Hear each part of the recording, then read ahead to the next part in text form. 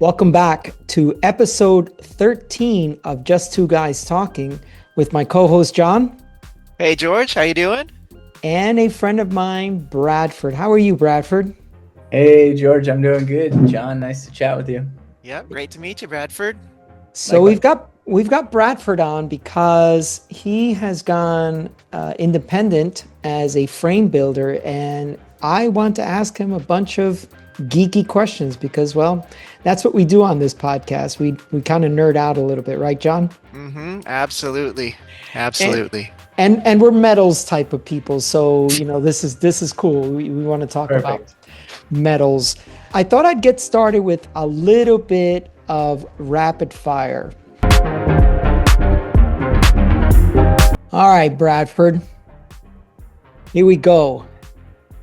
SRAM or Shimano? Hey, whoa. You can't leave that elephant in the room out. That's not an elephant. That's like a little mole. All right, throw in Campy. Me personally, Shram. Okay, there we go. That's it. We can keep moving on. Silver or black components? I'm gonna go black. No. Underbiking, overbiking, or just the right tool for the job? I'm gonna say underbike. Steel fork or carbon fork? I'm gonna go carbon fork. Road or gravel? Oh, I'm gonna say gravel. Name two cycling or one cycling YouTube channel you like watching. Everything's been done by I Dustin like, Klein. yes, I like Dusty. Yeah, he's cool. Yep. Name a non-cycling YouTube channel you watch. Project Binky. Hmm. Do you know it? No, I'll have to I check it don't know out. that one. Yeah, we're gonna have to look that one up. That's Yep. right. That's right. Internal or external cables and housing? Half and half. Lightweight or aero? Lightweight. All right. Yeah, I'm gonna throw one out there for him, George. Yes, sir. Go ahead. All right. We got Reynolds, Columbus, or Tangay? I'm Columbus. Columbus. Yeah. That was Okay. one of mine. I have Reynolds and Columbus. Nicely done. I didn't get the answer though because I was so busy doing something else. What did you Columbus. answer? Columbus. All right. To shave or not to shave? Shave legs, not the face. Nice one. All right. Let's get on to some of the topics. We'll dig into some of these things also. Sure. It's kind of nice to hear what people think about, tubed or tubeless, I guess was the last one. And everything there could have a story too, right? That's right. Mm-hmm. And that's why it's rapid fire because you have to answer with something. Exactly. Yeah. But it's always, but it depends. Yeah. It's true. It's true. It always I had does. tubeless on probably all of my bikes for at least the last 5 years, maybe more. So John, have I ever told you how I met Bradford? No, you haven't told me that backstory. All right. So yeah, because I think you were surprised that, wait, you know each other? Yeah. God, what year was that? Was that 24 or was it 25? Was 24. 24. Okay. So in 24, my local brevet chapter held a 8K, 600K, which is 8,000 meters, so 26,000 feet of climbing in a 600K, so 375 miles. And I suffered through the brutality of this ride. And then the 2 weeks later, there's on the calendar for a different club, Randoneering Club, there's a 600K with only 13,000 feet. And I'm like, Jess, this is going to be easier than what I just did. Let's go do this. And I'd love to do this in sub 24 hours. Ooh. because that's that R60 award thing that we talked about. So I get up there, I bring aero bars, all this stuff, because I'm thinking I'm going to ride solo. There's not going to be anyone who's going to want to do this in sub 24 hours. We roll out. There's a kerfuffle kind of at the beginning. Someone Hmm. drops a computer. There's all this stuff. And all of a sudden, I find myself off the front with Bradford and a Oh. tandem. And Hmm. there's like no, What, a tandem? and there's Yeah. no one else around. And Wow. it's still pitch black out, dark out. So we're just 5 kind of a.m. at that point, maybe 4:30. Yeah. yeah, we're just rolling along. And I'm like, hey, you know, and then eventually, I guess we get a little daylight, and I'm like, so what are your goals for this thing? And he says, finishing, something like, something common like that. And I said, well, I'd like to do this in sub 24 hours. And he's like, yeah, me too. And that was it. We were joined at the hip from That's right. for the We spent next, I don't know, 23 hours and 350 55 miles minutes. after that. Yeah. Now, Bradford, was your co-pilot along with this idea of No, sub Bradford's not on 24? the No, tandem. Oh, he's Sorry. not on so the tandem. Oh, so there was somebody else on the tandem. Okay. that's right. Okay. Yeah. And yeah, I have learned that if there's a tandem and if they want to pull, you hop on the train. And they did for a bit, maybe 40 or 50 miles, if that, but they ended up getting a flat and Mm. just kind of said, keep going on. Like, we'll be fine, but maybe we'll catch you guys. And we didn't see anybody else at all. I don't think the entire, No, once we left the yeah, little bubble of that tandem, then it was just Bradford and I the rest of the 23 hours, I guess, whatever it yeah, was, 22 hours Wow. together. yeah, And yes, Bradford had the right tactic, and since he was doing it, I was doing it, then I'm like, okay, he knows what's up. You Hmm. know, you never pass a tandem on a roller, right? no, You let them slog up, and you just conserve energy. yeah, Then you slot in behind them as you're going 40 miles per hour down the other side that's without right. pedaling, right? You don't Ooh. do anything, and you just keep doing that. And Yeah, I was a tandem captain for many years, and so I knew not to pass a tandem. And yeah, Bradford Hmm. was there, and I'm like, okay, this is going to work out. Yeah, that goes with what one of my friends said. It's like if you want to do an easy century, find a tandem and stay on their wheel. totally. Yeah. I mean, Yes. sometimes it's not easy, but it's worth it for sure. Yeah, Hmm. it depend. Yeah, it depends who the tandem team is, because Yeah, Mm-hmm. if they climb all right, you're struggling on the uphills, and yeah, then you're struggling to stay with them on the Jason. downhills. Because Yeah, Hmm. I'll do 50, 60 miles per hour on the tandem. I Yeah, those things are freight trains coming They, yeah. down. yeah, yeah. Oh, look at the nice layout, sweetie. Oh, you're the best.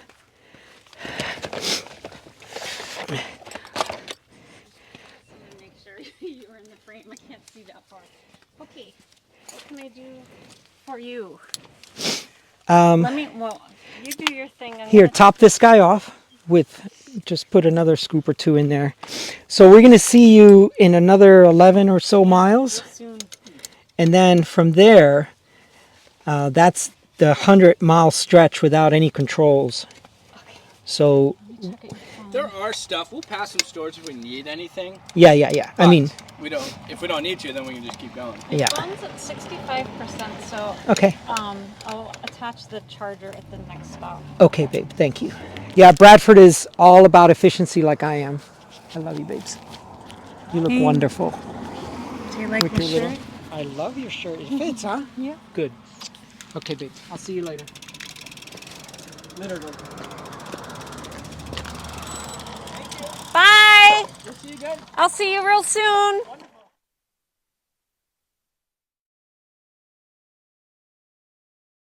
Talked about tons of stuff. And one of the things you talked about, Bradford, was when you rode your bike across the country. Tell us a little bit about that. Yeah, I think that conversation was the second time I had ridden my bike cross country. The first Okay. time I built a bicycle, and I kind of said to myself, I want to build a bike and I want to ride it. And so I decided to get to Seattle, and I rode back to Boston when I was living in Boston at the time. camped out every night and had a blast. I think I took a month and a half, almost 2 months, and didn't do a thing but pedal, just like no pressure, nowhere I needed to be, which is just so wonderful, right? Right. Once I got home from that trip, I saw there was an event called the Trans Am Bike Race. Yes, I know that one. The first year that was running was 2014. And I had just started at 7 Cycles in Massachusetts. And so I saw that was happening, and I was sort of like, I just started. I don't know if I can, ask or try and take time off. I'm not sure. And so I had talked to my boss about it and said, maybe next year, this might be on my radar. And so 2015 came, and I kind of knocked on the door and I said, so you remember that thing? I got an idea. And he's like, how much time will it take? I'm like, that's what I don't know. It's 4,000 miles or something, isn't it? It was 4,000 miles. Yeah. 4,400. Yeah. And so I was like, I know I can do it. I want to try and figure out how efficient I can do it. And so he kind of gave me a blank check. He was like, your job will be here when you get back, And so I said, awesome. Wow. Last time I did it for leisure, it was a month and a half. Hopefully I can shorten that up because this is a race and I'm trying to be efficient, Yeah. And so that took me just under 24 days. Wow. Yeah. And I can't do the math, but you're well over what? It was 150? like 190. 190, yeah. Yeah. Wow. Yeah. It's funny because you keep saying the word efficient, and it was in my notes.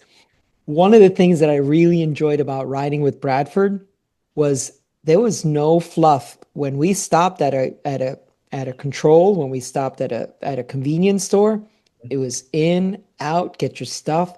Neither one of us rushed each other, but we were on a pace that was, symbiotic. Like, yeah, it was. Yeah, Bradford is all about efficiency, like I am.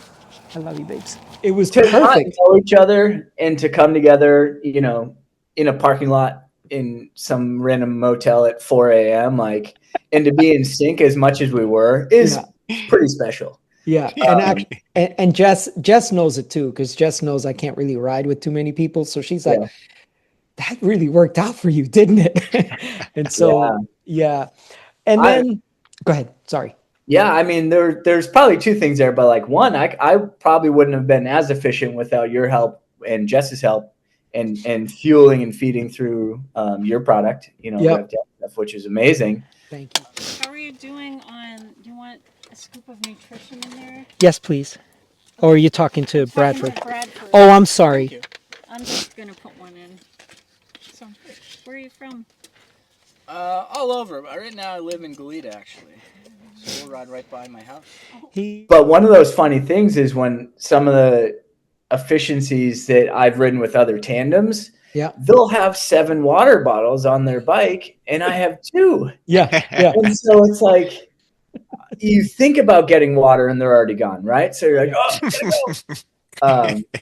So you try and do everything you can, get back on the bike and keep moving forward. But that's the name of the game, is how locked in you can be and how efficient, how easy you can make things, but still try not to overexert yourself so you're in the hurt and you have to take time to recover from that. It's a gentle balance, I think. But well, and the thing was that 24-hour time limit that I had put in my head that I can get this done. We just need to average about this much, and we just gotta hope that we get some tailwinds, because usually south it's onshore, but it feels south. Yeah. And it was just like, and we cut it close. We came in 4 minutes under 24 hours. Whoa. That was a little stressful.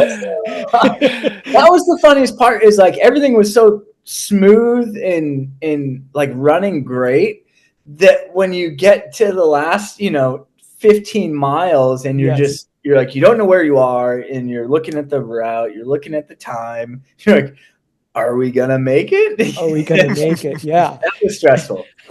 And then there's like these bike paths. There's like Yeah. this one bike path in LA, and there's those razor scooters. They're all over, they're strewn all over, and it's middle of the night. You're riding through there, you can't see stuff. That's So you funny. can't go fast. And the bike path does this Yeah. instead of going straight.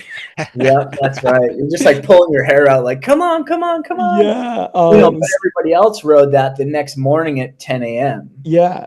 Because they stopped, they slept, and so for us to keep going through the night, like we got to see things differently. I mean, we rode the PCH at midnight, from Malibu to Santa Monica, right? And that was amazing. Nobody around, no cars, which was lovely.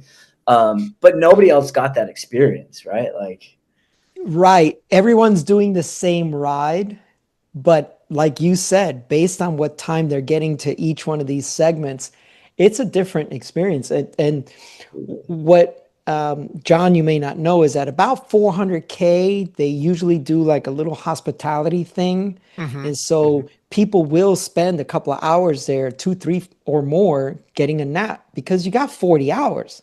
We're trying to do it in 24, but you have 40 hours to do this thing. Yeah. So some people just, I'm going to get a good 4 or 5 hours of sleep and get back on the bike. Yeah. And so it's a different experience. Things are different when you see daybreak, and it's that wasn't our experience. Yeah. Yeah. But we rode through some of the busiest sections in the wee hours of the morning, which was awesome, because otherwise you're not worried about getting hit by a car or anything. So yeah, really, really cool stuff. Let me ask you, I ride steel bikes predominantly. As a matter of fact, I just started riding a carbon bike that I hadn't ridden in over 2 years. Wow, okay. It's been that long. John, it's been sitting on the rack for a while. And there is this obsession in the bike industry with lightweight. And every time any bike is released, any component is released, any handlebar, stem, wheel, shoes, whatever, the weight is always quoted. Now, you work with metals predominantly. Yeah. What's your feeling about, or what are your thoughts about the bike industry's obsession with lightweight? It's really interesting, and I feel like there's so many different areas that what I'm going to say I think pertains to, but I feel like it's it's relevant depending on where you live. So Florida, San Diego, right? Like usually warm throughout the year. You have some flat on one side, you have some hills on the other. So it's like those type of people know what they want, and that's kind of what they can base things off of, right? So it's like you do the same road ride. It's flat, it's wind dependent. You might want the lightest weight bike to see if it makes any difference, right? Or you go to climbs and you climb the same exact hill, 3 days a week, and same thing. It's like if I same group ride, you're getting crushed on this hill. And it's like these little tiny little things that like, okay, what can I do? Can I leave a water bottle at home and be lighter this week? I have the way I ride has not mattered. I'd say like I do a group ride, but everybody's kind of on the same bike, right? And it's like a group ride here in Portland could be fenders with 48C tires, front and rear lights, everything. I've heard in some places, winter months, you can't be in a group ride if you don't have fenders. Totally. Because you're going to be spraying the guy behind you, right? Yep. So I feel like those little things like catch some people, and I feel like it's almost clickbait where so many more people actually talk about it than they do use them. Yeah. So a rim brake road bike is probably the lightest like thing you can make for a bike, but nobody makes a rim brake bike anymore, right? It's all disc brake bikes. And so I think for a little bit the disc brake kind of like put a little void of lightweight, but then companies started to figure out, you know, carbon fiber chain rings and titanium brake calipers and all these little things to now like kind of follow that and maybe bring it back down a little bit. So Yeah, they're fixing a problem that they invented. exactly. Yeah. You know, and a rim brake road bike rides really well, right? And sometimes you can't fit a 48C tire and a fender under rim brake caliper. So it really is like circumstantial and regional almost, right? Like what people are able to do with what they have. Yeah. The reason I ask about weight is, for example, and I don't know if you saw this. This came out like a day or two ago. I think it's called Road CC. It's one of the e-magazines over there in England. They named the bike of the year a Fairlight Strail 4.0. Okay. Yeah. And in the nomination of the top 5, when they, to get to the number 1, they had, a carbon, I don't know, a Scott and a carbon this and that, and the bike on the top. That's right. Because they ranked it as far as like what I value in a bike. Sure. What I value in a bike is how it rides. Yep. Sure, I don't want a 30-pound bike. Right. But I'm not obsessed with the weight of the bike. Yeah. I want it to ride well. Yeah. And that was one of the higher marks that they gave the bike. Yeah. So that's why I ask you about what your thoughts are, because I think maybe unless it's someone who actually knows that steel rides well, titanium rides well, it's durable, it's da-da-da-da-da. Yeah. Be like, oh, well, how much do your bikes weigh, Bradford? Right. And it's interesting. Not many people ask that anymore. Good. And so I'm fine with that, but it's funny you mentioned Fairlight because I use their forks on some of my my frames. Nice. And they're wonderful, and then they've been supportive, which is awesome to be able to tell me what is it about that fork that you want to use? What so does actually does it have a dyno hub cabling and stuff? Okay. Yeah. So again, living in the Pacific Northwest, the 3 kind of things that I love, and I'll talk about it more with some of the models of bikes that I've been making, is dynamo for front and rear lights, fenders, and tire size. Size. Yeah. So that fork will clear a 35C tire with fenders and has the ability to run Jesse's home. dynamo. Well, and that's kind of one of the questions I wanted to ask you too, as far as like when you build your bikes, what tire size are you focusing on? Like, let's say, okay, I'm going to build a road bike that rides great with 30 block. I want to build a rando bike, but I want that one to ride really well, where the trail and the rake and the chain stays and all this stuff works really well with this tire size. Give me some sense of that. Yeah, I think for me, this probably like touches on a couple different things, but I basically have 3 models that at the moment I'm making. It's bikes I want to ride, and they are what they are because of where I've come from and how I ride and who I ride with, and so 2 of the bikes have model names, more so than a road bike and a gravel bike. Mm-hmm. One is called the Roadrunner. Okay. And the other one is called the dirt bike. And so to me, Roadrunner is, 70s muscle car, big fat tires, right? Like ready to go fast. It's got a Hemi in it or something that's just right. No, we're car guys, so you're fine there with the analogies. Like built to ride fast, but like look tough and handle everything, right? And so dirt bike is exactly what it sounds like. Off-road, big tires. Most of the customers that are on a dirt bike really aren't using something smaller than a 45. Okay. It's pretty much, I'd say, like a 45 and up to 2.25, 650B or 29, but it's like drop bar and venture off road, right? Mm-hmm. Whatever it means getting there, and again, that's very regional, right? Like for us here in Portland, in the Pacific Northwest, any direction we go, we can find Forest Service roads, we can find mountains, coastal range, woods, single track, all of this stuff that's available, within a day pedal, right? Well, and then depends who you are too, right? Because totally. Yeah, I mean, most people would have to drive to some of the things that we can get on the bike and get back from.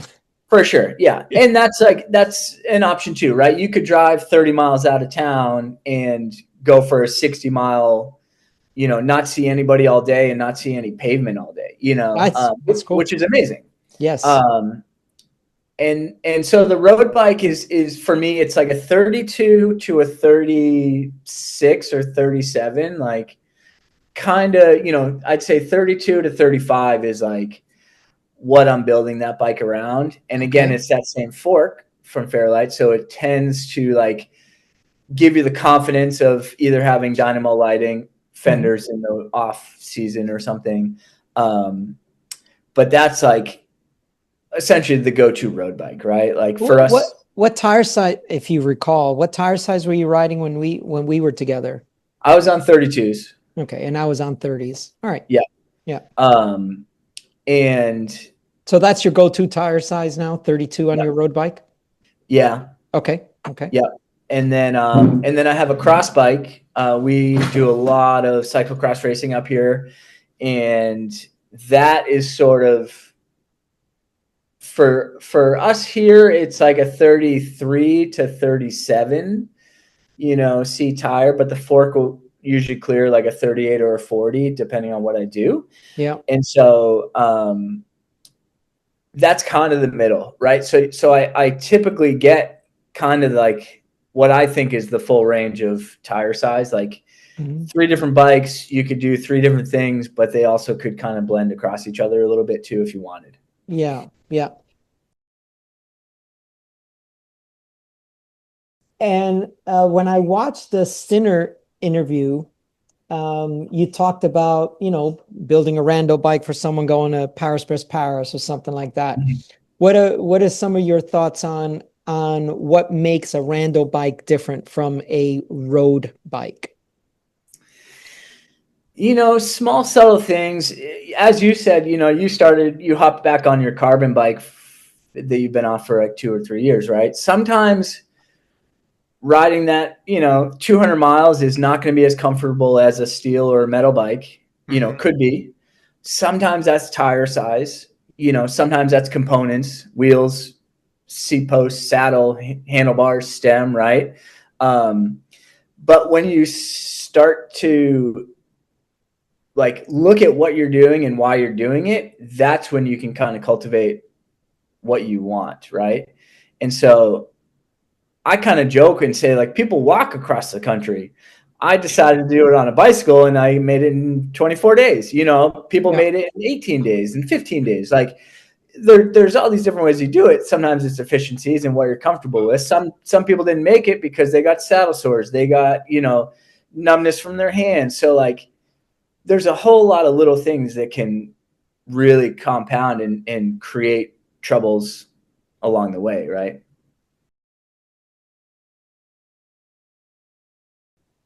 If you were building a rando bike and someone came to you, I want to build a rando bike, which way would you steer that person? Would you say, well, let's build you a steel bike, or let's build you a titanium bike? What are some of the Q&A that you would go through to decide which way to go with that rider? That's a good question. Titanium is interesting because there's a couple reasons behind it. One of them is rust prevention, right? So somebody could be, living in an area that's got a ton of moisture and they've rusted through steel bikes or metal bikes or something, right? And so they're like, I can't have a steel bike. Like I need titanium, right? So that could be one small piece of it, right? And so it's like, okay, this is where we know we're going to go. Somebody that's going to travel a ton, maybe they don't want a paint job. And so again, you can have the ability of having a titanium bike in a raw finish, not needing to have it painted or finished in a way where it's going to be preserve the material. As far as like build compliance, it's not going to be that far off. Price is going to be a little bit different. Titanium is a bit more of an expensive material to work with. But as far as the manufacturing part of it, it's not that wildly different. And so on my end, it's not a huge, you need this, you need that. This is only going to be the thing to do that. It's more on the customer. If they came to me and said, hey, I want this. I've been riding bikes for decades. I know what I want. I know what I'm looking for and what I want to change. And this is like what I'm bringing you. That's kind of what happens more. Because I guess you would have that type of customer, right? I mean, people really, I mean, for someone to want a custom made bike, that's not usually their first or fifth bike. It's their 10th bike, Yeah, absolutely. I mean, unless they're just body proportions are just completely whack and they've always had a custom bike. But yeah, I was going to ask, does anyone ever come to you and say, I would like an aluminum custom bike? I haven't seen many frame builders advertise they do aluminum. Yeah, not many do. There's some out there. They're off the top of my head, there used to be more and now there's less, which is kind of interesting. But it's an interesting material. Like it really isn't a material that lasts that long. People joke that like carbon bikes are throwaway bikes, but like aluminum in a way is almost a throwaway bike as well, because at some point in time, it's just going to lose its compliance, its stiffness, and so there's not too much you can do with it, and I say that about carbon because if you have a crash or something, it's sometimes hard to tell if you're going to have a catastrophic problem. And so again, hard to do something with, where metal, you can physically see things, you can physically repair things, so you have a little bit more longevity there. I have welded aluminum, but not as a bicycle. And I feel like one of my early road bikes was like a giant aluminum bike, and it felt fine, but at the same time, it also didn't feel great. Like skinny tires, just you felt every single that teeth rattling feeling they're famous for or infamous for. Yeah. And so you're kind of like, do I like this? And then you realize that, well, you can actually enjoy the rough roads or something, with different things, metals, tires, things like that, right? Well, I think maybe the best thing that ever happened to companies like Standard is the disc brake thing, because now they can put 30 plus tires on their aluminum bikes and they ride great.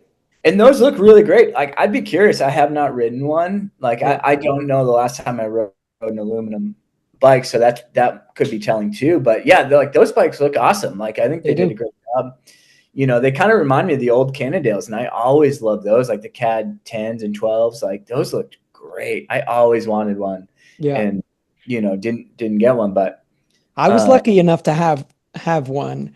They were. It's funny because they did call those disposable, but I don't know. I mean, they for the purpose they were perfect, right? Right. Yeah. They were kind of the racer on a budget bike. Yeah. And I think that's, again, like regional, right? Like you see these areas in the US anyways, where it's like, big programs for racing, right? Or criterium racing or road racing or something. And so, like teams will have all the same bikes, right? And it's just like, they might get handed down to different generations of riders, right? And people like hop on a bike, they're like, okay, like I got one thing, I got to go fast, and this bike gets me there, you know?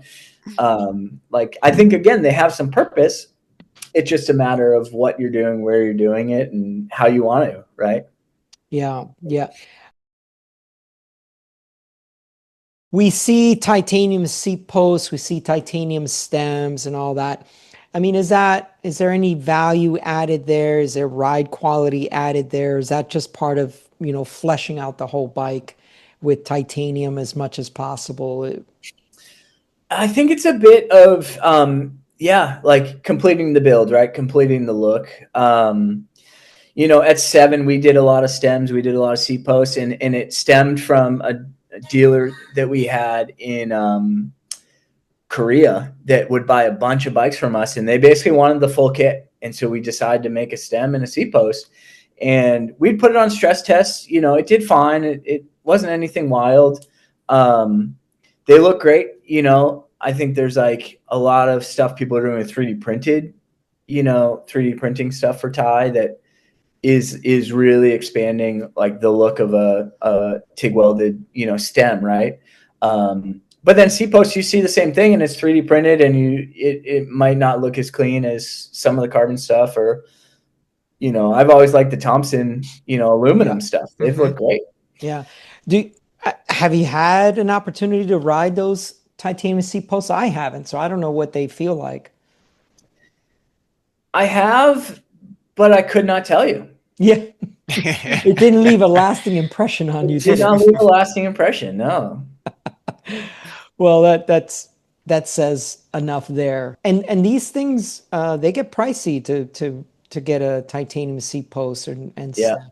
When aluminum, I ride aluminum stems primarily, carbon seat posts, those are pretty much run of the mill type of things now.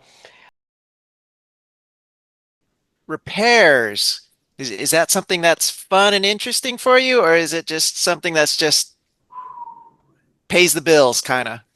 Interesting for sure, because almost no two repairs are the same, right? And so somebody reaches out and they say, I got a problem, and you're like, okay, let's look at it, let's figure out. So it's troubleshooting, in that's something that I enjoy, right? So you look at it, you try and figure out what did happen. You don't want that to happen again, and then you want to be able to like clean everything as well as you can to, it's never going to be as good as the first time you did it, because you're trying to fit something into something that's already been made, right? So there's some like workarounds you have to do, but yeah, I kind of, some I like, some can be monotonous, Pays the bills, as John said earlier. Yeah, some days. I wanted to talk a little bit more details on, tube sets and stuff like that. Now, in our rapid fire, you said Columbus over Reynolds. So I'm just kind of curious what tube sets you use on your bikes, why, and do you build a bike with different tube sets in different places of the bike? Yeah. Rapid fire. I mean, you kind of only get one answer, right? I would say the majority of the frames that I have been building, they used to be True Temper, which I can no longer get. They were a U.S. manufacturing company for bicycle tubing that has since stopped doing that. And so I've moved to Columbus. And a couple things I think that grab my attention is like tubing profiles, right? So when you build a bicycle and you start to design around somebody, there's different butting profiles that are going to help the frame do what you want it to do, right? I could build a bicycle for somebody that's 4 foot nothing, and I could build a bike for somebody that's 6'10". And there's tubing that will work for sort of both ends of the spectrum. And then there's some tubing that will kind of maybe work for them as well, but you get less options, right? And so one of the things that True Temper used to do, which I loved, was they basically have like 3 different size, say a top tube, right? And so if you were building a really small bike, you'd have a shorter top tube, and it would have a tubing budding profile that was very precise for that one tube. And they'd have a slightly bigger one and then a slightly bigger one, right? And so you could extend the top tube length, but the budding profiles are going to stay the same.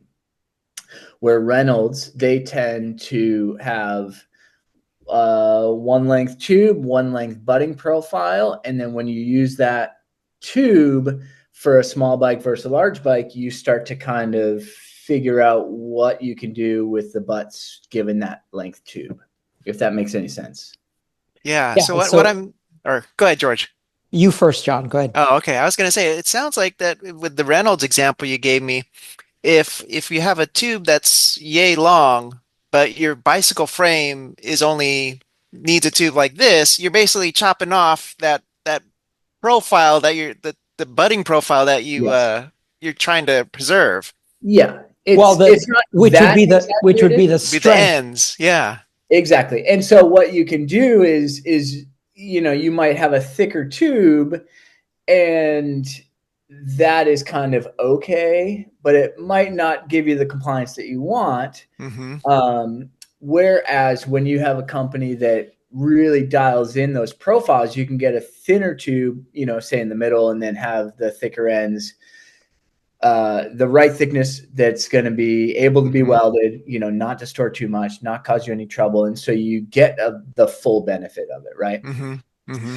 And Reynolds does have some of those options in their higher tier tube specs, but sometimes that could just cost more, right? You could buy a $50 or $60 or $70 top tube, or you could buy a $30 to $40 top tube, or you could buy a $20 top tube. So there's all these sorts of little things. And so what I have found is Columbus for me, the way I've wanted a bike to ride, the way I want a bike to look, they have basically, like, I've been able to work within what they offer, which is really nice. So price is part of it, but budding profiles is another part of it.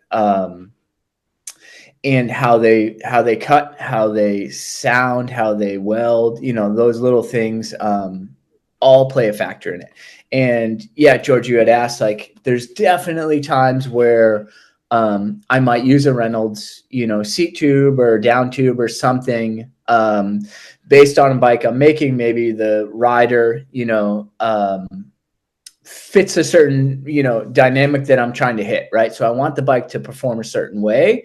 And so I can pick and choose what I want to put in that frame in order to get that out of it, Yeah. So that is, like, let's say,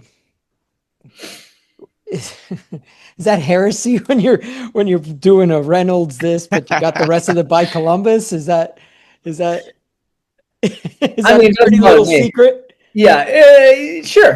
It's not as bad as mixing Shimano and Campy, though. That's right. Yeah. Yeah. I've had that problem. Like, I don't even buy Shimano like shoes, which I think are really cool, but because I ride SRAM stuff, which is so funny. But, yeah. When you, like, let's say we're going to talk Columbus, and you've got, XCR, you got your Spirit, and you got some of these others. Do you find that stainless is harder to work with, or is it easier? What can you tell me about the different properties of their different levels of tubes? And Sure. if you had your way, which tube sets would you choose to build someone's bike? Yeah, that's a great question. I think, again, like, having different models, I sort of have some tube specs in my head that I would like to use. Yeah, so usually when I start to put a frame drawing together, I have an idea of usually it's diameters that I start with, right? So overall aesthetic of the bike, I kind of start to play with diameters of the tubing, right? And then from there, I start to think about, but like you said, if I know I'm going to build a cross bike, I look towards Columbus Life tubing, for the main triangle. Seat says I like what Columbus has for life. They have a ton of different options. They have Columbus Zona, they have Columbus Spirit, they have Columbus Max, on and on and on and on. They've been in the game a really, really long time. Some of those things they have XCR. Some of those things are not the best option for TIG welding. Some of those are going to be more geared towards either lugged bikes or fillet braze bikes.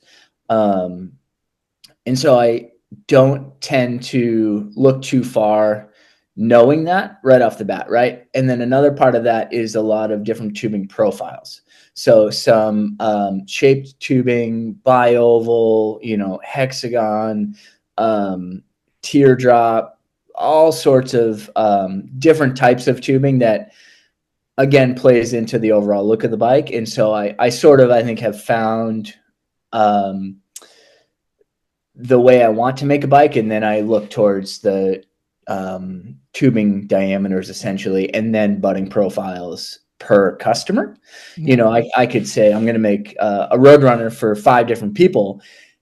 It could be slightly different diameter tubing for each person, but it's probably going to be, Columbus Life for the main triangle, right? Start there. Yeah. Yeah. Now, when I talk to people that I ride a steel bike, I think many of them, especially if they've been around a while, they think of that bike they had 30 years ago. What can you share with the viewing public that tubes have changed there, or have they? I mean, is there something that has changed? What's made them different? Are they making them thinner? Is the butting better? What can you say to someone, or what can I say to someone and say, no, it's not the steel bike your grandpa had, That's a really great question, because yes, they have changed. And I think that they have changed because more people are riding bikes and more people are building those bicycles, right? So for Columbus, say, you could reach out to them and say, hey, I'm looking for this type of tube. They have the ability to make things. Can you help me make this down tube, right? Like, there's this one thought that I have. I want to hit it because, again, a rim brake road bike, right, versus a disc brake road bike, that down tube really, really wants to be built differently. If you put that rim brake road bike down tube in a disc brake down tube, there's a very good chance that when you go to slam on your front brake, all that force is just going to crumple the down tube, right? And so 2 things that go into that is that the thickness, where it's in sort of that crumple zone, and the diameter, right? So one of the things you can do is go larger diameter and thinner wall to get strength and get structural support there. Whereas older, rim brake road bikes were 1 inch, or inch and an eighth down tube, very small, usually a little thicker. And it didn't matter, right? So it's like, again, you talk about stress. weight gains.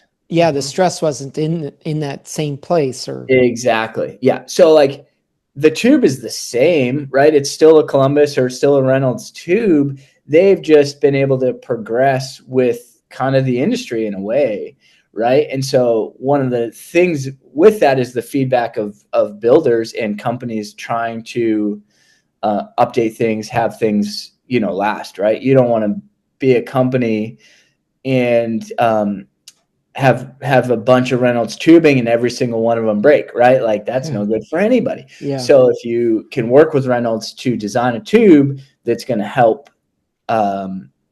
hit that mark for you, then that's humongous, right? So it's like the tubing factory is still there, right? They have the ability. True Temper, for an example, they were in Mississippi, maybe, and they made golf shafts, they made lacrosse sticks, they made rake handles, shovel handles, all this stuff, but they had the machinery. And so somebody said, hey, can you make a bicycle tube? And they're like, yeah. Yeah. Probably, yeah. And so for years and years and years, they did, and they were one of the only U.S. made bicycle tubing manufacturers. And I think partly because somebody that worked there liked bicycles, and so kind of like just pushed that through, right? Yeah. And I think that person left, and they just said, oh, well, I don't want to deal with this. Like, I'm just going to keep making lacrosse sticks. Like, that's fine. And so the company's still there. They're still producing stuff. It's just not producing bicycle tubing anymore, Yeah.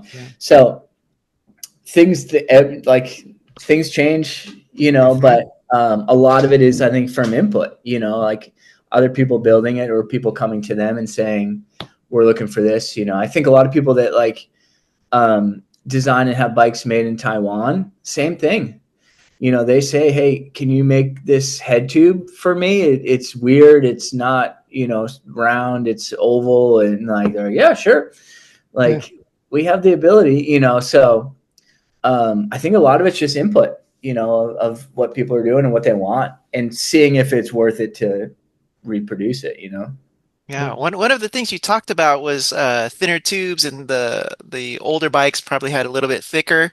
When I was looking through some of Reynolds and Columbus's literature, they were kind of advertising the thickness of the tube in some points is like at 0.3 millimeters. And in my head, I'm just trying to, I'm looking at a ruler sometimes, trying to imagine just how thin that really is. Yeah, And it's quite thin. yeah, it makes me think it's almost like a aluminum can or a Very close. well, I have don't ask why I have this here, but a toilet paper roll. But that makes me think that thickness is. Oh, that's way thicker than I was going to say that's probably a little thicker than what you could use, but yeah, you're right. And so they're the thinner it is, the harder it is to work with, right? You have to hold it, you have to machine it, you have to weld it, you have to file it, finish it, all these things, sandblast. So you really need to know what you're doing and how to do it in order to use it, and again, somebody could take that tube and put it in as a down tube and have no idea, and it could cause a problem, right? So knowing what you're using and why you're using it is very helpful. And one of the reasons I brought that up is I think most people, when they think of a steel bike, they're thinking it's made out of Home Depot pipes, and they're not. Right. Yeah. That's a motorcycle. Yeah. The swing arm on the motorcycle. Yeah, so, exactly. We've been talking steel. How much titanium do you build lately? I actually haven't been doing much on my own. Because I know you worked at 7 and you worked at 7 and Skinner was a lot of titanium. Yeah. Sometimes it comes down to availability. You actually have less options for tubing with titanium, where 7, they did such a high volume of it that they actually had a company that did a lot of aircraft production that they would buy their tubing from them. So I remember we would get crates and I think it was like 500 feet, length of tubing. And we would buy, 1.25 inches, right? And we would end up using that for top tubes, seat tubes, down tubes sometimes, right? So but let me interrupt for a second. So when you say a tube, then we're not talking butting. We would do it in-house. Oh wow, you'd machine that in-house. So then you could choose, like, if it's a really short one, I need this profile. Oh wow. Yes. So there's not many people that do that, which is an advantage of being able to buy in such long lengths that you can use up all that material and not have a lot of waste, which is really nice, right? But they were a large enough company that they basically were able to support committing to buying X amount of tubing. Where for me, I'm not that big, so I would buy a top tube, I would buy a down tube, a C tube, and then I'm at the helm of what's available. Mm-hmm. Right. And now it goes back to finding a seat tube that's a certain amount of length and trying to find that happy medium where I can weld it, where I can machine it, where, so that's one of the I'd say, smaller troubles with being a small builder is the availability and sort of capital to be able to, do things the way you want to, or use the product the best way possible. Right. Mm-hmm. Mm-hmm. Yeah. Yeah, one of the things I want to say is that the reason me and George are pretty amazed at the in-house budding is for those of the audience out there that doesn't understand, if you have a tube, you need to stick a tool somehow in the middle and hollow out that area at a very precisely Yeah. and be able to control that on both ends. Yeah. And that's just mind-blowing. Well, we would do it 7, and this other folks have done this as well, but externally butt it. Mm-hmm. So instead of going internally, which is easier to do when you're making a tube because of the heat process, manufacturing, yeah, you can swage it, yeah. And so when you're have a tube that's full length, you can externally butt it. Also, not very easy, but it is your ability to remove material in a way of always knowing, how much length you want at either end to start with, and then be able to remove material from the outside, but having to blend it. So it's not a simple process. It does take time and precision for sure. But it's really neat to be able to start with a 24-foot length of tube or 14 foot. I can't remember how long it was. It was huge. And then be able to make exactly what you want and have the thickness that you want where you want it, which is really neat. And when you said they would like 500 feet of tubing would come in, is that rolled up or is it just it's not straight tube? It's straight tube, it's say 24-foot lengths or something wild, and we'd have, a ton of them, and same thing, like different size diameters based off what we're gonna do, because we did chainstay material was straight raw, seat stay material, down tubes, head tubes, everything. And they got to the point where they spec'd their own head tubes. I remember, there was probably a year where I would spend 45 minutes making a head tube, and that was just turning down material from the outside, boring out material from the inside, per bike, right? And so we got to a point where we were doing enough of, it was a 44 mil head tube, but at that time it was early, and so people weren't knowing where it was going to go. They got to the point where they could spec their own tube, and we just cut it off and put it ready to go, which was amazing. That was a big time saver. Yeah, I'm sure everybody had a party on that day. That was the thing. But then we had to unwrap the 500-foot length of head tube material, right? Yeah. When we're talking about like this 44 head tube, and we've had so many standards over the years. When it comes to bottom brackets, what's a bottom bracket standard you like to work with, and why? There's 2 that I kind of sort of work with. I guess 3, but T47 I've really enjoyed working with. I think that does a couple of things for me. Gives you a lot of stiffness at that bottom bracket juncture, right? You have your down tube coming in, you have your seat tube and your chainstays. And so it just gives you a lot of stability there, which is really nice. One thing I have been doing on the cross bikes is a press fit. And so I can do an eccentric bottom bracket. Because you go for the single speed guys? Exactly. Yeah. And so you can still run gears on that. That's totally fine. But it gives me an option for running single speed, which I really like, and getting chain tension. That's harder to do with the 68 mil bottom bracket shell. There are some out there. They're not great for the eccentric.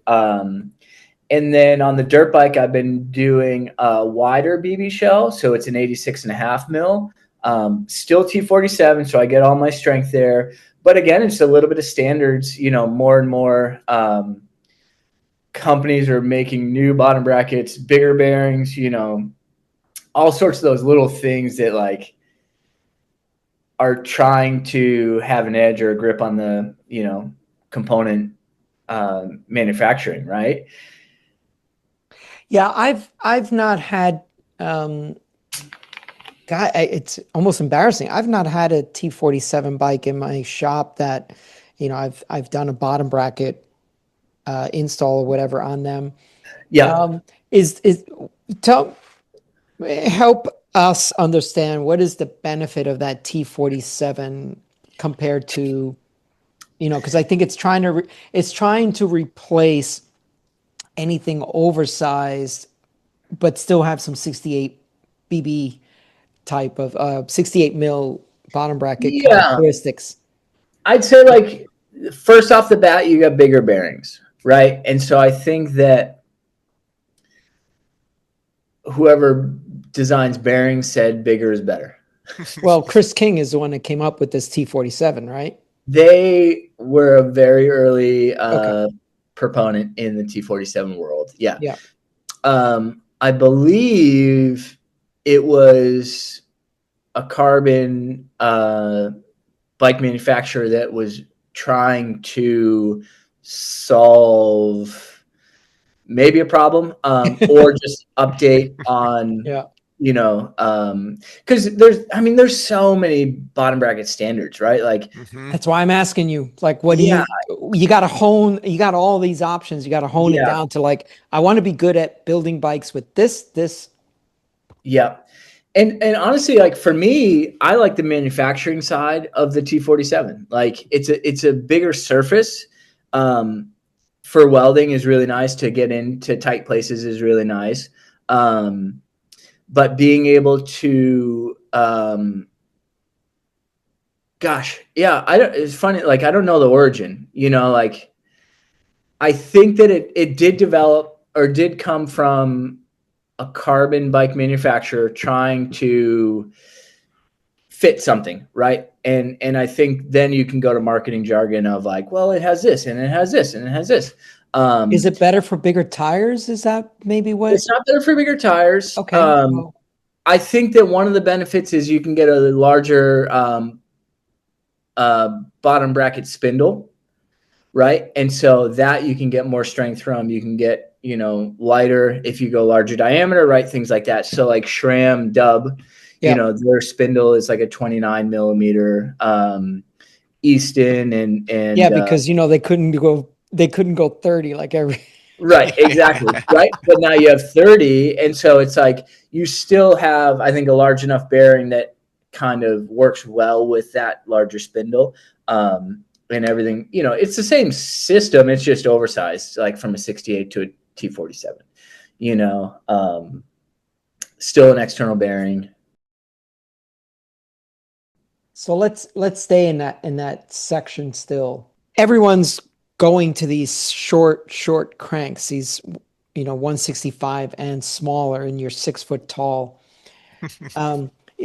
Is there anything that your bottom bracket drop or anything has anything to do with your crank length and riding road or dirt? Is there any impact in that? A little bit.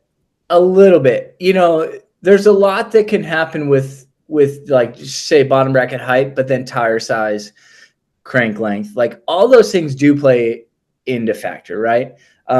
Even toe overlap, right? Like somebody, Yeah, toe overlap. Yeah. if you have a tight road bike, you could have toe overlap with 175s and maybe not with 160s, right? So there's a lot of little things there, but like your position on the bike is going to change, right? Like your relativity of your saddle height, where you are on the bike and in the bike, right, is going to start to change. So I like to know what people are going to do and how they're going to build up a bike, when I design it.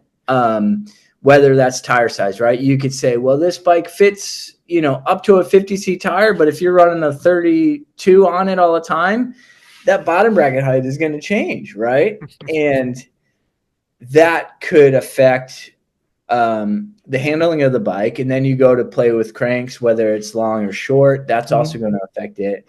And so, yeah, like I haven't played around you know, I've had a crank length that seems to work for me and I pedal fine. I feel fortunate that I haven't had an injury where I've needed to go searching. Mm-hmm. I do think there's a lot of people that decided to go searching and they're coming up with you know, all sorts of stuff, and then you got to sell it, right? There. When I first started building bikes, I worked for a guy, and his company was called Geek House Bikes, and it was 3 of us in the shop. And so when we would talk about something, or if somebody had an idea, I still kind of say this today, but like, you would basically say, "Sell me on it." Mm-hmm. Right? Mm-hmm. Like, oh, I got this idea. And if you didn't, if it wasn't a thought out idea, Yeah. If you then, can't convince me, then you Mm-hmm. wouldn't sell me on it. Right? But it like, I loved it because half the time it was like harebrained ideas and you're like, okay. What about this? You're like, no. Yeah, but what about that? No. And then it's like, well, sell me on it. And you're like, okay, so I did think about, you know, and you're like, here's my thought. Here's the reason. Here's what the outcome could be, blah, blah, blah, blah. And you're like, that's actually a pretty good idea. And so I feel like that like goes a long way, right? Like somebody says, oh, I got this great idea. I'm going to go shorter. And I'm like, why? Yeah. Pagotcha. There you go. Yeah. Right. yeah. Like, okay. So I do see a lot of companies coming out with a lot smaller, more so than longer cranks, right? Like, Mhm. um, That's what's in style. right. Yeah. And I mean, I've as an adult, I've ridden like a 12-inch, you know, kid's bike, and it did not feel good. You know, little wheels, little cranks, like, Yeah. you know, you're Yeah. pedaling like this. I test ride them and they feel really awkward, but Yeah, you know, yeah. Yeah. I guess it's like anything else. You get used to it. So in our rapid fire, we underbiking or overbiking. I like to underbike. So that was your answer. And so kind of It was. Flesh that out a little bit for us. Yeah, I mean, you know, there's so many things, right? Like, I think for me, do you ever remember the Rafa Continental team? I remember it, but I didn't follow it. I didn't Mhm. know much about it. I loved it. I remember, you know, coming upon it, right? And basically it was this team of folks that built bikes that, you know, were road bikes at the time, right? Fattest tire they could fit was a 28C tire. And they would go on these Epic. amazing Yeah. adventures, Yeah. Mhm. Yeah. you know, document it all. And most of the time there wasn't a lot of pavement, right? It was more towards the dirt roads, the hidden places that not a lot of people got to explore, which I just, it rang so true to me. Right. And they did what they could with what they had, right? Like they Mhm. didn't realize or weren't really forward thinking of like, oh, like a cyclocross bike could get us a bigger tire. It was like, we're road racers, like, you know, expanding what we're riding, but like we got 28s. So that's what we're going to bring everywhere, right? Right. And we have an area in town that's called Forest Park. And some days you'll see like guys rolling down on mountain bikes. And you look at them, you're like, you don't need that. And then you see some guys rolling up on a road bike, you know, an old steel with 25s, and you're like, you might not make it back down here, right? But it's just like, it's so cool to see, and it's like you kind of run what you brung sometimes. Yeah. But that is like, it just rang so, like, it just hit me. I'm like, this is wonderful. And so sometimes it comes down to handling, right? Like, how do you ride your bike? Can you get down that gravel road, you know, that is freshly just like graded, right? And you're on your road bike. Yeah. Right. But like you get down, you know, holding on, or you get sliding, you know, sliding out, right? So I kind of like that, like force the handling, you know. Yeah. And I think that to me is like underbiking, right? Like figure out how to control Yes. No, the and that's what makes it more fun. Yeah. Right. So, I mean, there's tons of time that I've taken my road bike on something that people are like, you did what? Yeah. I'm like, yeah, and I'm here to tell you about it too. Exactly. You know, Exactly. so Yeah. and Yeah. there's a greater sense of accomplishment too when you're like, oh, For sure. they rode that with that bike and I rode it with this, you know. Yeah. So Yeah. yeah, that's I'm glad that like I said, we think alike in a lot of stuff. Yeah. So that's really cool. Holland for years has done these exogrid titanium with carbon inside them, and then there's other bikes that I think maybe Seven did them too. I know Serrata did them where you had titanium lugs and then Yeah. carbon tubes. Mm-hmm. What's your Yeah. thought on kind of stuff? Yeah. I mean, a lot of that, I think that stems from pushing the limits of like what you're doing, right? And so, yeah, say Seven, at the time they were making full titanium bikes. They would do some rear ends. They had old Reynolds seat stays that were carbon monostay that they would glue in. And then they start to progress, right? So you're like, well, how can I save more weight? How can the aesthetic of this bike change, right? And so you start to see what you can do where, right? Yeah. And I think it's a lot of aesthetic. I think you're saving some weight.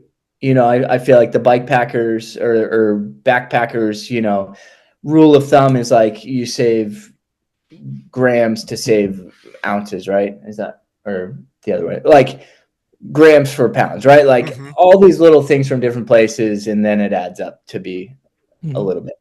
I think that's one of them, so I do feel, having worked at Seven, making a lot of the carbon bikes, titanium lugs with carbon sort of main tubes. Yeah.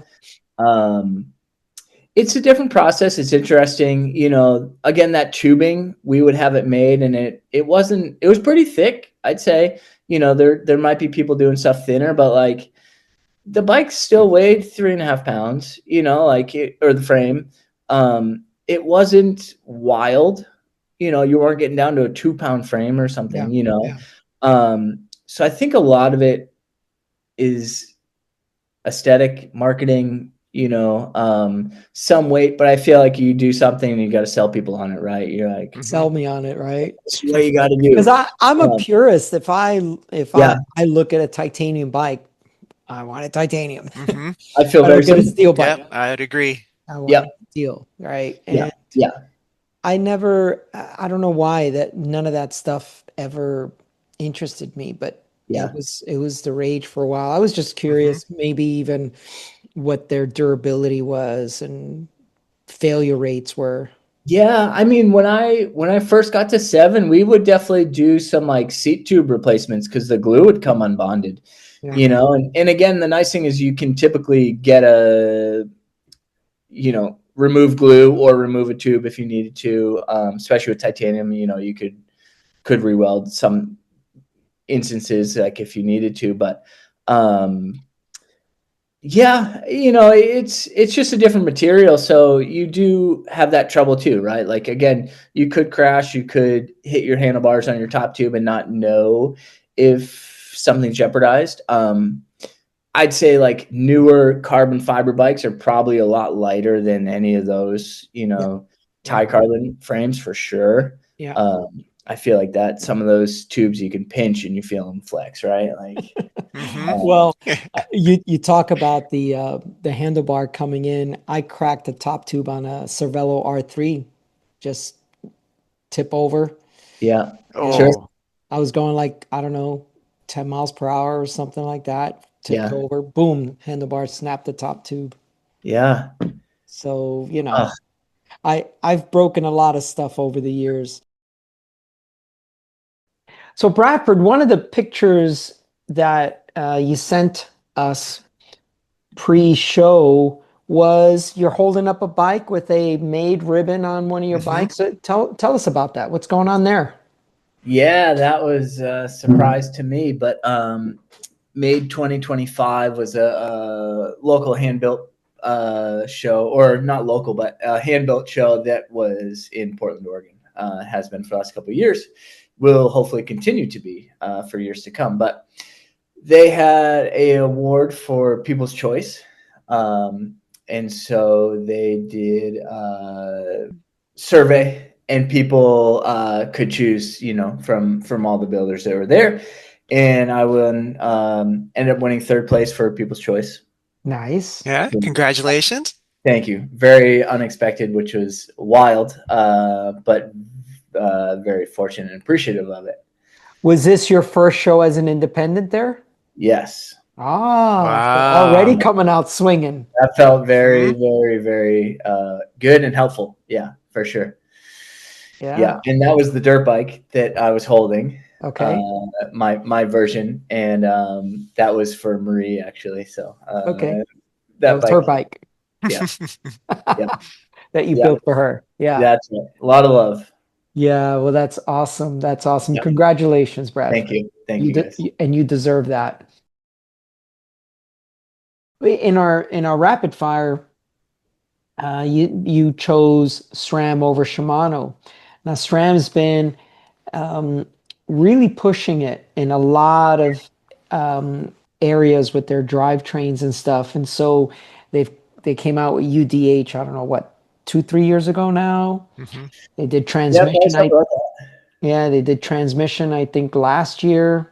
Yeah. So what are your thoughts on these different drivetrain evolutions, if you will, rear derailleur?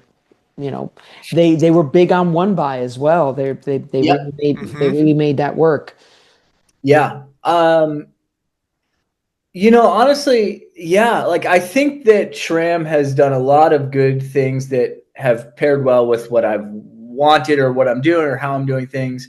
One small example, I had mentioned eccentric bottom brackets. So for my cross bikes, I'll run a single speed for, I'd say, half the year. And the other half of the year, I throw a rear derailleur on it. That's the B-Rad. That's right. That's the B-Rad bike. That's right. And so because it's wireless, I don't have to fuss with any cables or any housing or any wires. I can literally put a rear derailleur on it, change the cassette and chain, and I have gears, right? So that's pretty amazing, Mm-hmm. The universal derailleur hanger, I've built a lot of bikes with it now, in the last couple of years, and a lot of it is, I think, partly because the bikes that I'm building are new bikes for folks, or folks that are looking to have this bike be something that's going to last a long time with them. And so a lot of people do ask for it. They say, I want a UDH dropout that I'll be able to change groups. And so some of that is, you look at Shimano, like 8, 9, 10 speed stuff. It lasted so long. Mm-hmm. You didn't need to upgrade. It just worked so well. Yeah. And now we're getting forced. It's like, in a weird and unfortunate way, things are not built to last like they used to be. And so which I kind of like, they're almost like, well, this isn't going to last, but you can still use it, right? And it's a weird fine line where you're building something that's electronic, and you're like, well, it probably has a shelf life of whatever, and after that you have to buy a new part. Mm-hmm. Where those Shimano 8, 9, 10 speeds, it's like, if all else fails, just pull the cable with your hand and you'll be able to shift. That's fine. Yeah. Right. And so you look at it, and I don't know if you ever had that, but I had a bike shop that I worked at, and we had that wheels manufacturing. It's got, and that's just all the different profiles. Yeah. That's just a very small sampling. 700 and something, right? Like, who knows what. So it's kind of cool that the universal derailleur hanger essentially could accommodate, the frame would help get you to put a derailleur on it, that's great, right? Instead of being like, oh, you got a Klein, I gotta order it. Like, you know, so there's little things about it that's like, I think kind of makes sense, kind of neat. I don't know. I got to give SRAM credit. Like they're doing some really good stuff. No, I can do that. I can give them credit too. So I've got a bike. I've got a Salsa Warbird. Yep. That I'm going to build for someone. It's going to be transmission setup. So what are your thoughts on that? Is that something that you want to do on your bikes? Yeah, actually, Marie's dirt bike has the transmission. And setup is a breeze, like, which is quite nice. Yeah, you just bolt the derailleur to the frame. Yeah, like there's no hanger. There's no hanger, which is awesome. There's basically a gear calculator that you put in your chainstay length, your chain ring size, I think your cog size, and it kind of tells you what chain length to use. And that's it. Like it's quite easy, which is really nice. I think that like I haven't seen a ton of hiccups, but like serviceability in the field is a little harder, right? Like, does the app work? Is it paired? Do you have Wi-Fi to like figure out? It's a lot of like turn it off and turn it back on, maybe. Reboot always. Yeah, exactly. So fixes everything. Yeah, 100%. But like as a system, it works great. Like as a manufacturing standpoint, I'm adapting with the times, so that's fine. We've come a long way, and it's like, people ride bikes hard, and so the ability to, I don't think I've seen personally a UDH derailleur hanger break, which one is great. Two, if it does, I think the idea behind it is to help prevent more damage to the bike or to the derailleur, and so it's, you talked about repairs, right? Dropouts are a huge repair. For years and years and years, people would have, plate style, full metal, built into the bike, and it could tip over, right? I mean, it could be the smallest little thing, and it just gets kinked enough that you got to replace it. Like, it's not easy to repair those, and so this is one of those things where it's a, $30 part and unbolt it, and that's fine. So, like it doesn't quite bother me, I think, as much as it does some other people. Yeah. But again, it's really like a funny line of like future proofing, but also like covering, I think, a little bit of like the possibility of what could go wrong. Yeah. Yeah. Yeah. Let's talk about some builders. I mean, was there anyone in particular or several, or have you just decided to be a trailblazer and don't really care what anyone else has done? I want to do it this way. Were there people out there that you like, yeah, I like what that guy used to or does, and I want to do stuff like that? Yeah. Funny enough, I'd say like 3 different people come to mind, and they all do things a little different. Richard Sachs is one of them. Yeah. Well, he's got to be on everyone's short list, I think. He's on my short list. Great guy. Brian Chapman. I don't know if you've heard of him at all, but he's out of the East Coast. He's from Rhode Island. His stuff is unbelievable. Is it? Okay. We'll have to check that out. He's a guy that physically will make things, start to finish all in-house, hand paints everything, will make brake calipers, Wait, did you say brake calipers? That's right. Wow. He's amazing and one of the sweetest guys. I know him personally and have always liked to see what he's doing, how he's doing it. And amazing bike rider as well, just lovable guy, really Yeah. sweet. Yeah. And I'd say he does a lot of like lugged and Phillip race stuff. He's got a small shed in his backyard that he built, you know, just like really neat. Like attention to detail is hard to come by anywhere else. Somebody else from the East Coast, Firefly. Yeah, it's funny. Everyone's from the East Coast. What's going I on? know. I No, know. we don't do anything well enough out here to want to emulate Those are just or floating aspire around. to. Those are floating around. There's so many people that I draw inspiration from and love to see what they're doing, how they're doing it. You know, one of the nice things about the frame building community is I have all of their numbers in my phone, and I could call them and ask them a question, or ask them to go for a bike ride. You know, any of those things, which is I love about the frame building community. Yeah. And yeah, those three like do different things, but they do their stuff really, really, really well, and have been for a long time. So Firefly is a company. Who's the frame builder there that you So that there's you're thinking basically about? like three guys. Tyler Evans, he's been building bicycles for a very long time, an amazing welder. But just his creative outlook on things is stunning. Mhm. And he was one of the co-founders of IndieFab. He came from Merlin Cycles. Somewhere on the Yeah, internet. I always wanted a crown jewel Oh yeah, from independent fab. love it, love it. Yeah, I always wanted. It just yeah. And Somewhere on the internet, I'll see if I can find it. But somebody had put together a.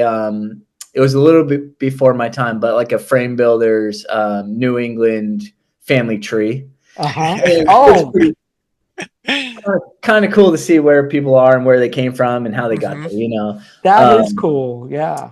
I think I was working at Geek House at the time, so it was probably like 2009 or 2010 maybe when it came out.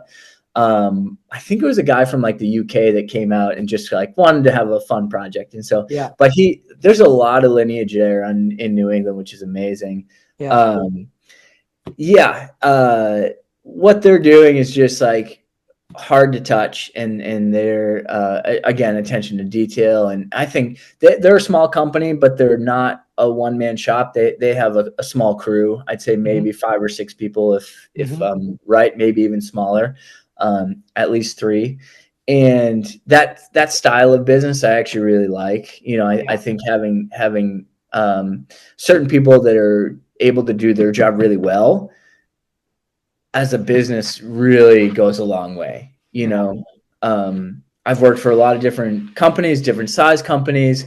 I'm now working for myself, and I have to do everything, right? I have to talk to you guys. I can have somebody else talk. But it's all time consuming. And so like the thing that I like doing the most is like working with my hands. And now I like do a little bit less of that because I have to do everything else. Because you gotta sell yourself too. Yeah. Yeah. And I'm not great at that, but I'm feeling fortunate that people are asking and looking and seeking me out, which is really nice. So, you know, as a successful business, I think Firefly has you like their model recipe, whatever it is, their model has been, I think like pretty spot on. And I think they're, as a company, like I think happy with where they're at and what they're producing and how they're doing it, instead of striving to like sell and sell and sell and build and build and build. Like I think have found. I see that as having integrity and having. It's just basically you don't sell out. You want to build what you want to build. And completely. It's quality, and it's not like I want numbers. I want like huge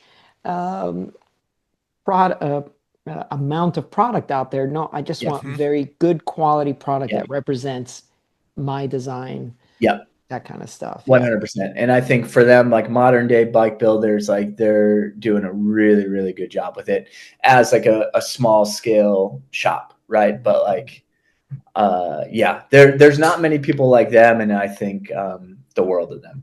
Well, that's cool, because I haven't paid that much attention to them, because I know that they build a lot of titanium stuff. So I haven't just really followed them as much. Yeah, you should take a look at their stuff, and they document their stuff really well, which is also one of those things where we know how well it works, right? Like Yeah. keeping up consistency is huge, and they've done that from day one, which is really nice.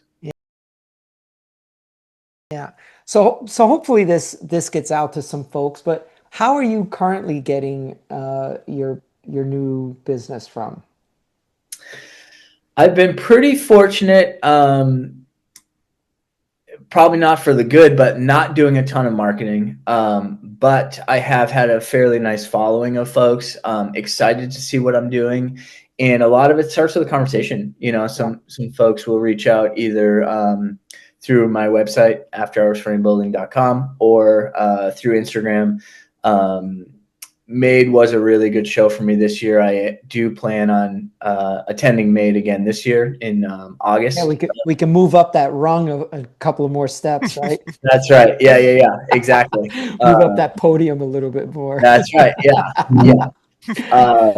Are there any other shows that you're planning in 2026 that you might be going to? I think like very, very small scale. I'm gonna help my partner at Sea Otter. Oh, So she works for Yakima, and they do a booth there. So I think I'll bring a couple bikes to sort of help them out, but also have a little bit of presence on the ground. Put your bikes on the rack. Exactly. That's where it works really well. Good hair. John goes to Sea Otter quite a bit. Oh, yeah, right I'll have to look for you. Yeah. Absolutely. Yeah. Right next to Specialized. What are the dates? Yeah. What are the dates on Sea Otter then? Do you know? That is usually mid-April-ish. April. Yeah. At the moment, those are really the only, like, Made is the big one for me for sure. Okay. There is one in Philadelphia in March that I'm not going to attend, but I have thought about it. It's called the Philly Bike Expo. Again, a cross-country trip is a lot of time and a little bit more money than having something local. We get really lucky with Made being here. You're not welding when you're on the freaking plane. That's right. Exactly. You're not welding. So money. Yeah, got to be efficient. Yeah, got to be efficient. Yeah, exactly. So, at the moment, I don't even know what I'm doing for bike rides this year. I feel like and that's where I was going next. When are we going to ride again? I know. I want to. I've been looking at stuff, but nothing's really jumped out yet. I did a really fun 1200K last year. Yeah. The Humboldt Coast 1200K. Okay. All right. Oh, I would have loved to have you there, George. I rode by myself every day. Oh. But it was stunning. I had such a good trip, and I'm always looking to do something, but I don't know what's catching my eye yet. Yeah, I did the Colorado 1200K. I was there basically as moral support and physical support for a friend. Okay. So that wasn't, I didn't race it, if you will, but it was hot. It was I feel like I've heard just the gamut could be hot, cold, snowy, rainy, like. Yeah, front range, and it was 100 degrees every day. It was just awful. But Humboldt, you got to be careful, man. You don't get shot by somebody. I know. That was really smooth. Like I don't know that I could have that same trip again. You know what I mean? Like weather every day was perfect. Nice. Like I was efficient the way I kind of wanted to be. Yeah. I think I slept like 7 to 8 hours a night and still like started at 5 a.m., had a good day on the bike, ended at 5, 6, 7 p.m. Like got food, went to bed. Marie was there. She was support, which was wonderful. And like, I just felt better and better every day. Like it was cool. I should have done that one instead. I know. Yeah. Yeah. Let's see if you remember. Do you remember when you were in transit from Stinner, and I was like, "Hey, so what are you going to do now?" And then I sent you a couple of text messages that said, "Hey, can you build me a bike?" And let's I've always wanted to have my own name on a bike and sell Start the bikes. conversation. Sure. So Vargas Cycles, built by, Yep. custom built by Bradford. So Sure. yeah. Oh, We could do that. it's still a dream, man. We could do that. Yeah, It's still a dream. I mean, it depends how far you want to go with it. If you want like a rideable prototype, like that's totally fine. If you want to design and have all your tubing made and spec'd, like, you could go anywhere you want. But I'd be happy to build you a bike and see what you think and what your customers think about it. But I feel like you have an influence that I'm sure somebody walks in your door and you're like, you want this bike? And they're like, yeah, you're probably right, right? Yeah. Well, I think a lot of people just, it's interesting. Like, I last year, decent year, I put 12,000 miles on the road, right? And I was like, yeah, but I really like to be able to say to someone, yeah, I rode my bike. This is what I rode. You want one of these, don't you? Here, why don't you test ride my bike That's right. this weekend, and just put them on my bike and just let them go ride it. So it's that kind of thing where I've always wanted to put that riding and use that as credibility to be like, Sure. well, with you anyway, in partnership with you, I've designed a bike that is good for what we do. You're an ultra cyclist. Okay, well, this bike is made for that. Right. I know it for sure. That's the Roadrunner right there, buddy. That's the Roadrunner, right? Yeah. So Bradford, if you got anything else you want to plug, but I really, really do appreciate your time tonight. Is there any closing thoughts from you? Any parting shots, as they say? I think for me, I just get excited about what people want to do and where they want to go. So, I'm happy to build bikes for people that want to ride them. Yeah. Ride your bike. That's right. Yeah. It solves everything, man. That's right. I think so. Just go ride your bike. Yeah. So, okay, let's go back to how they can get in contact with you. Go. Bradford at afterhoursframebuilding.com is my email, and afterhoursframebuilding.com is my website. Okay. And you mentioned Instagram. Yep.